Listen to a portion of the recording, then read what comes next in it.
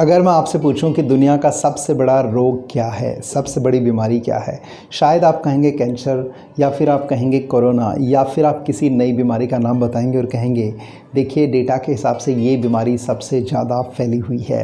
दुनिया में मैक्सिमम लोग इस बीमारी से ग्रसित हैं। लेकिन दोस्तों, जब बात आती है सपनों की, जब बात आती है मैसिव एक्शन लेने की या फिर बात आती है सफल होने की, तो दोस्तों मेरा मानना है कि सबसे बड़ा जो रोग है वो है लोगों के ओपिनियन के बारे में चिंता करना। सबसे बड़ा रोग क्या कहेंगे लोग।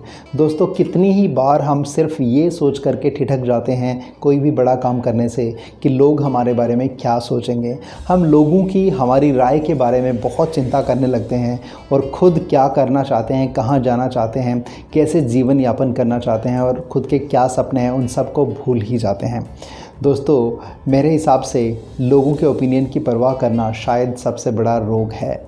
चलिए मैं आपको एक कहानी के माध्यम से समझाने की कोशिश करता हूँ कि हमें लोगों के ओपिनियन के बारे में, लोगों की राय के बारे में चिंता करना छोड़ देना चाहिए, क्योंकि लोगों का काम है कहना।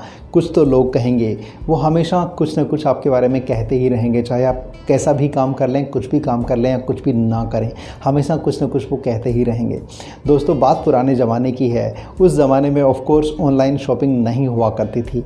आज अगर आप चाहें तो शाम को चीज़ें ऑर्डर करें और नेक्स्ट डे आपके घर डिलीवर हो जाती हैं। इनफैक्ट आप बाकी सामान की तो भूल ही जाइए, सब्जियां और दूध भी ऑनलाइन ही ऑर्डर किए जाते हैं और कुछ ही घंटों में आपके घर पर डिलीवर भी हो जाते हैं। इनफैक्ट ये सारी की सारी companies fast service, premium service भी आपको देती हैं, जिसके थ्रू तुरंत आप सामान की डिलीवरी ले सकते हैं। कई बार 2 घंटे के अंदर, 3 घंटे के अंदर भी आपके घर सामान पहुंच जाता है। लेकिन दोस्तों, पुराने ज़माने में ये सब नहीं होता था। पुराने ज़माने में नंबर 1 शॉपिंग बहुत कम होती थी। मान लीजिए 15 दिन में एक बार या महीने में एक बार घर का सामान खरीदने के लिए घर के कोई सीनियर व्यक्ति जाया करते थे और वो सामान लेने के लिए या तो अपनी केबल कार्ट लेकर के जाते थे, ऊँट गाड़ी लेकर के जाते थे, या फिर अपनी गधा गाड़ी लेकर के जाते थे, या फिर बैल गाड़ी लेकर के जाते थे, या फिर जिनको सामान कम लाना होता था वो शायद गधा लेकर के ही चले जाते थे और गधे की पीठ के ऊपर सामान लाद करके ले आते थे। दोस्तों, ऐसे ही एक पिता और एक पुत्र दोनों अपने गधे को लेकर के एक पास के गांव से घर का राशन वगैरह खरीदने के लिए निकले। और दोस्तों, चूंकि उनके पास एक गधा था तो पिताजी गधे के ऊपर बैठ गए और बेटा पीछे पीछे चलने लगा। लेकिन थोड़ी ही दूर जैसे ही वो चले, कुछ लोग रास्ते में मिले और लोगों ने कहा, अरे देखो ये पिताजी कितने निर्दयी हैं, खुद तो कितने हट्टे कट्टे हैं, कितने बड़े हैं, फिर भी गधे के ऊपर राइड कर रहे हैं, गधे के ऊपर सवारी कर रहे हैं, लेकिन छोटा बच्चा बेचारा पीछे पीछे धीरे धीरे चलता हुआ जा रहा है। इनको इतना भी तरस नहीं है कि छोटे बच्चे को गधे के ऊपर बिठाना चाहिए और खुद तो पैदल भी चल सकते हैं। दोस्तों, पिता और पुत्र ने गांव के लोगों की बात सुनी और वैसा ही किया जैसे गांव के लोगों ने कानाफूसी की थी। पिताजी गधे से नीचे उतर गए और बेटे को गधे के ऊपर बिठा दिया और वो चलने लगे। लेकिन थोड़ी ही दूर गए थे, दूसरे कुछ लोग उनको दिखाई दिए और उन्होंने फिर से उनके बारे में कुछ कुछ कहना शुरू कर दिया। उन्होंने कहा, अरे देखो ये बच्चा तो कितना हट्टा कट्टा है, कितना जवान है, फिर भी गधे की सवारी का आनंद ले रहा है, जबकि पिताजी इतने बुजुर्ग हैं, इतने बड़े हैं, फिर भी बेचारे को पैदल ही चलना पड़ रहा है। कैसा ज़माना आ गया है। देखिए, कलयुग का टाइम है। जवान तो गधे की सवारी का मज़ा ले रहा है और बूढ़ा बेचारा पीछे पीछे चल रहा है। दोस्तों, ये सुन करके उन्होंने एक और डिसीज़न लिया और बच्चा भी गधे के ऊपर बैठ गया, पिताजी भी गधे के ऊपर बैठ गए, दोनों ही गधे की सवारी करने लगे। और थोड़ी ही दूर वो गए थे, कुछ लोगों ने फिर से उनको देखा और फिर से उन्होंने उनके बारे में बातें बनाना शुरू कर दिया और कहा, देखिए बेचारा गधा बोल नहीं सकता, इसलिए ये लोग इसका गलत फ़ायदा उठा रहे हैं। देखिए पिता और पुत्र दोनों कितने भारी भरकम हैं, कितने हष्ट पुष्ट हैं, ये चल भी सकते हैं चाहें तो पैदल, लेकिन फिर भी बेचारे गधे की पीठ को तोड़ रहे हैं। दोनों के दोनों इसके ऊपर लदे हुए हैं, इनको बिल्कुल भी इसके ऊपर दया नहीं आती है। दोस्तों, ये सुन करके दोनों नीचे उतर गए। पिता और पुत्र दोनों गधे के पीछे पीछे चलने लगे और थोड़ी ही दूर चले थे, उनको फिर से एक ग्रुप दिखाई दिया और ग्रुप ने कहा, देखिए कैसे मूर्ख लोग हैं, इतना हट्टा कट्टा, इतना हष्ट पुष्ट गधा इनके पास है।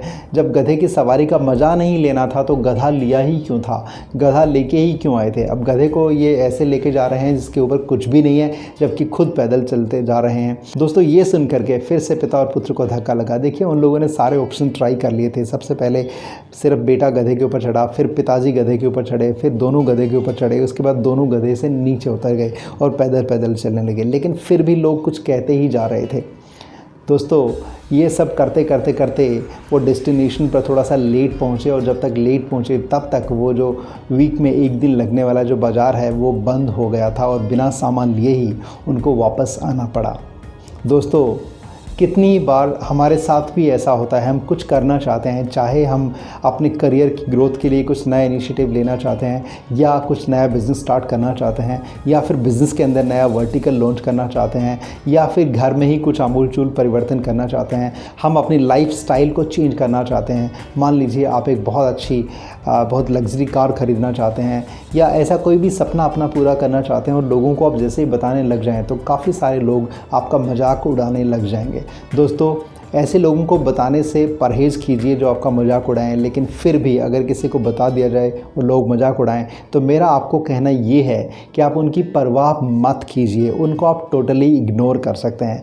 दोस्तों जो सही मायने में अच्छे लोग होते हैं वो आपको हमेशा इनकरेज करेंगे, लेकिन अगर कोई आपका मजाक उड़ा रहा है तो आपको उनकी परवाह करने की बिल्कुल ज़रूरत नहीं है। आप उनकी बातों को ज़्यादा महत्व ना दें, बल्कि खुद अपने सपनों की राह पर आगे चलते चले जाएँ, आगे बढ़ते चले जाएँ, और मैं आशा करता हूँ कि आप शीघ्र ही अपने सपनों को पूरा कर पाएंगे और अपने सपनों तक पहुँच पाएंगे।